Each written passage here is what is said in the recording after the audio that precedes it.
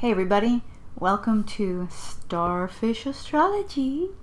I just got out of the shower and I'm in my jams and I'm ready to talk to you about the double whammy of Sun and Moon in Aries. You might think that a double Aries with so much fire and cardinal energy would be out of control, bouncing on the walls like a crazy person. And they might be. However, the tendency is with a lot of strong fire in the chart, like in this instance, the two luminaries are shining in a fire sign, and chances are there's a 1 out of 3 chance that Mercury is also in Aries. There's a 1 out of 5 chance that Venus is in Aries. You could say there's a 1 out of 12 chance that the rising sign is Aries, but because of the way that it's measured on the ecliptic, there's actually the Aries spends less time on the horizon than let's say it's opposite Libra, but I'm not going to go percentiles on you there.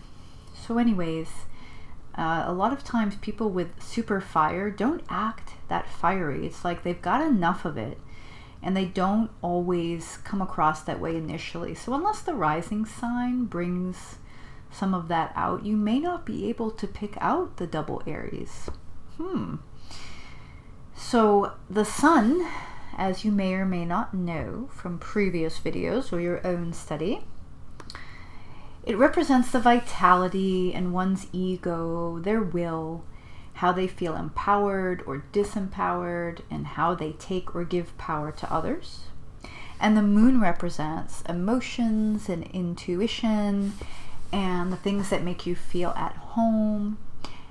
It will also help explain how you express and interpret emotions and how you viscerally react or carefully respond to being threatened emotionally. And also the Moon sign, its sign and its placement and interaction with other planets or luminaries can give some pretty big clues as to what the childhood might have been like. So we'll start with Sun in Aries, and the Sun is exalted in Aries, which means that it is thought the qualities of the Sun, what we talked about earlier, ego, will, vitality, empowerment, are best expressed in the fiery cardinal Sun of Aries. The Sun is a masculine luminary. Aries is a masculine sign. Cardinal signs like to start things. They're great catalysts. And when you have a sign that's exalted somewhere, we can use it as a means of helping others realize the aspects of that luminary or planet. And sometimes that energy just flows so much that it has to be repressed when we have an exalted planet or luminary. In any case, an Aries vitality is fiery and can be likened to a locomotive. The Aries ego can be bruised easily, but just as quickly healed and forgotten. Their wounds can be sometimes easy to create and just as easy to mend. The Aries will is strong in starting things, but not always good at finishing. The Aries feels empowered when they are doing what it is they are called to do. Aries keyword would be doing. And so they have a hard time just being. There's a variety of sayings, and you could consider some of them platitudes that talk about we are human beings, not human doings. And the Aries energy is very strong in our culture in general. So when they're taking action to fix or create or build something that gives them self-worth, they're really quiet, happy. They'll feel disempowered when they're limited in some way. And if you tell them they can't do something, they will go out of their way to prove that they can. They encounter a roadblock, sometimes they'll point the finger at somebody else. So in a less evolved sense, a solar Aries is really good at blaming other people for them not finishing things or pursuing their dreams. And ideally, as they get older, they realize that that strong will that they have to utilize it in such a way that they're able to know that occasionally they do burn out, or that they're not great at staying power. Stamina might not be their thing, at least in certain areas of life. So Aries takes power from others. Like when they feel disempowered, they're going to react by running over people, blaming them for their own shortcomings. They'll take any attention or adulation away from them. You might see this in siblings, for instance, maybe getting people in trouble to save their own butts. In general, they'll just disregard that person has any feelings or any place in the world. So whether it's at the workplace or at home or career-wise, competitively, there is a tendency to just run people over and pierce them with their little ram horns. Now, when an Aries feels empowered, they'll give that power to others by championing their ideas and goals, give them something to start their goals, like money or contacts or physical resources, or might even jump into business or into the project with them. They'll help find a solution when everyone else is focusing on the problem, and they can be a very bright and shiny example to others on how to break through your own barriers. And when an Aries learns, if they don't have this lesson early on in life, they learn that one should never make excuses that keeps them from feeding their soul. So now the Aries moon qualities. Now I've done a couple of videos, I think. I've done an Aries moon single video, and I just did a Cancer with Aries moon video, so you might be a little familiar if you've been perusing the catalog. But their emotions are fiery and can alternate between extremes. If you take into account that the moon is a feminine luminary and it moves very quickly from sign to sign, it only takes 9-ish days for it to go through its cycle. Full cycle of all 12 signs, then you would know that it's changeable. And it also, affects the tides, and, any nurse will tell you, anybody that works in emergency care will tell you that full moons, there's something about them. So you'll often find that an Aries moon intuition is based off of watching other people's actions. Remember, they are doers, and they find security, the Aries moon in particular, through doing. And so they'll look to other people's actions, sometimes their words, but mostly what they do, to figure out what's up. And they might get duped a lot, because an Aries energy is not duplicitous, and they're so impatient that they really just don't have time to deceive people. So in general, unless they have other aspects in their chart that create a secretiveness, or because the people that are the most secretive and often the best at hiding things are often the ones that are the most suspicious of others being the same way in general. And because there's not really a suspicious bone in the body, they will generally take people and things at face value. So when an Aries moon feels at home and they can express themselves freely, they will talk with anyone. They will make emotional connections, maybe not the deepest connections, but they make a lot of them with just about anyone, especially people that are getting things done in the world and are going about following their dreams. And they do like a good debate, both the sun and the moon. And an Aries moon might even become emotionally attached to somebody with whom they can have a strong debate. So to them, conflict could be give them a sense of security in some way with the Aries moon.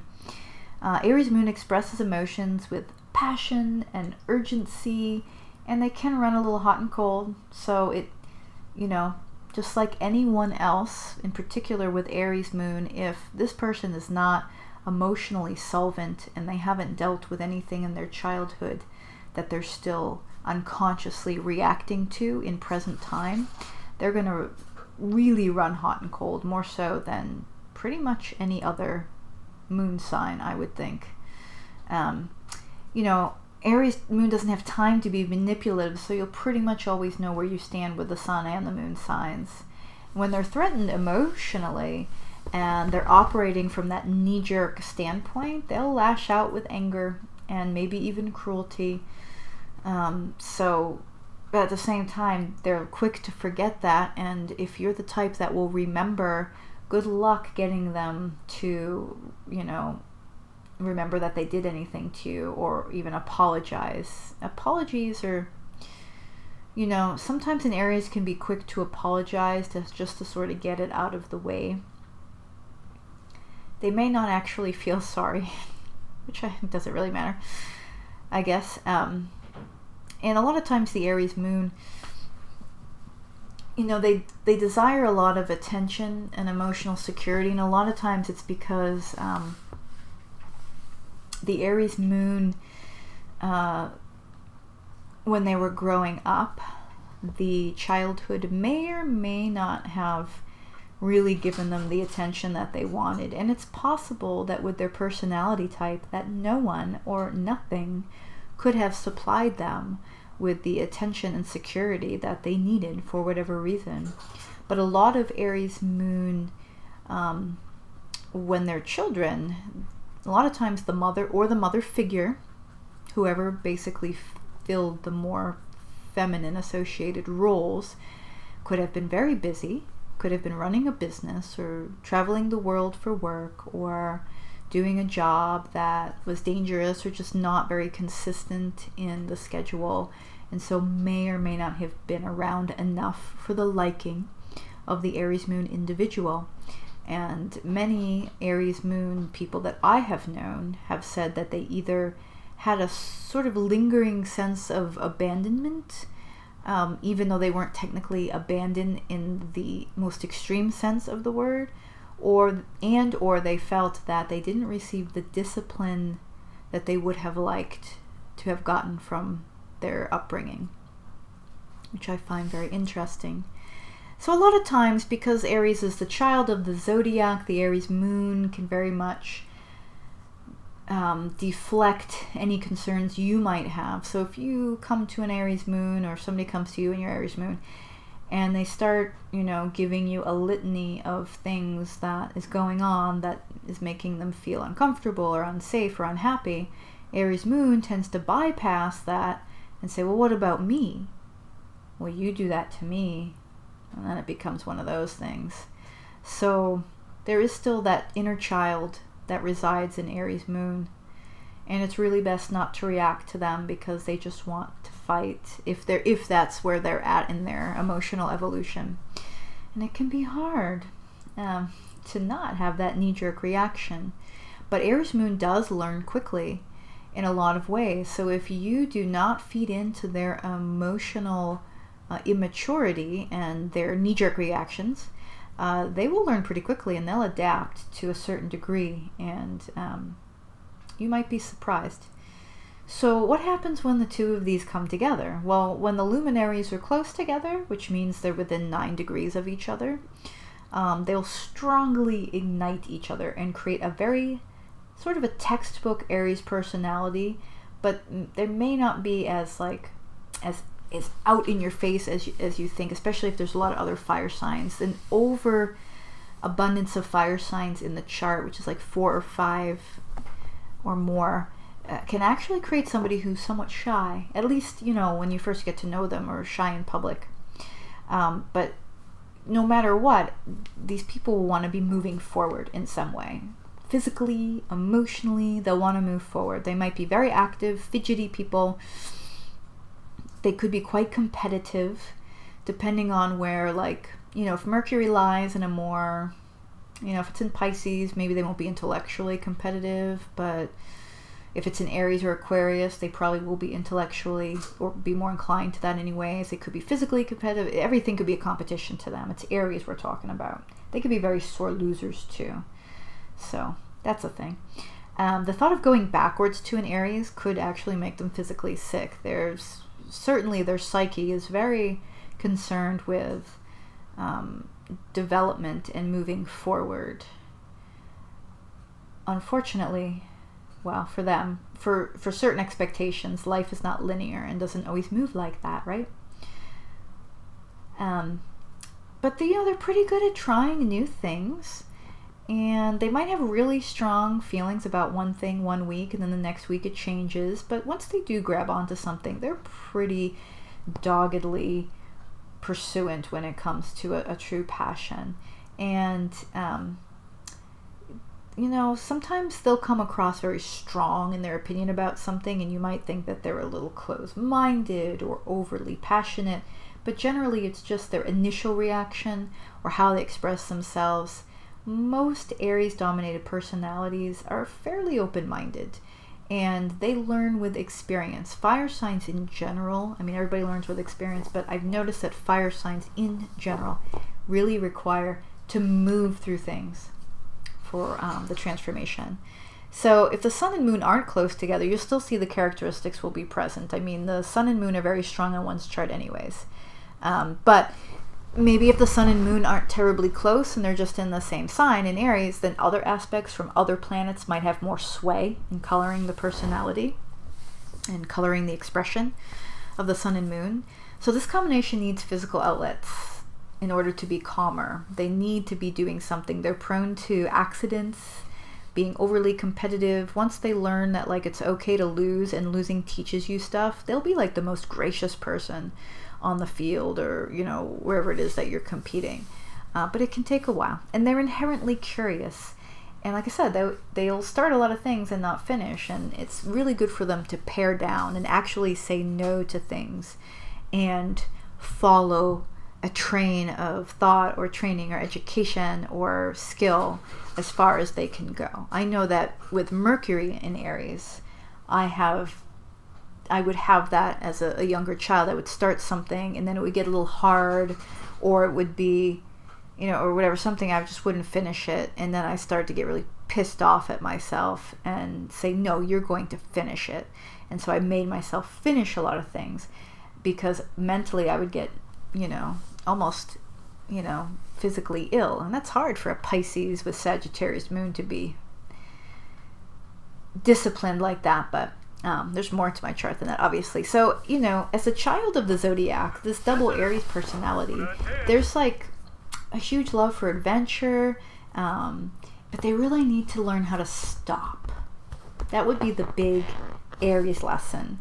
And a lot of times with the moon in Aries, particularly if they are emotionally unfulfilled in some way, it always starts from here when we're emotionally unfulfilled, but they will generally busy themselves to death. And if they are psychologically unfulfilled, same thing. And in this case, the double Aries personality will really have to learn to sit down, slow down, and get your self-acceptance first from you. Once that's taken care of, and you realize that other people's opinions of what you do, how you feel, what you look like, how you view the world, it means nothing because they're not you. They don't have your perspective, and they might love you to death, but when it comes right down to it, we're all here for our own development. So only our desires and our opinions are really what's worth it. And I've seen a lot of Aries moons and Aries types benefit a lot from psychological help. It doesn't have to be going to a therapist. It could be meditation helps Aries greatly. I have seen some people beat big time addictions from a combination of things, but they'll always say, oh, meditation, my meditation teacher or my meditation group helped me tremendously. It really is very helpful for that, for sure. So that's really about it. There could certainly be a lot more nuances to the childhood that I briefly touched upon based on where the moon sits in the chart and other such things, but that's where we'll stop for right now.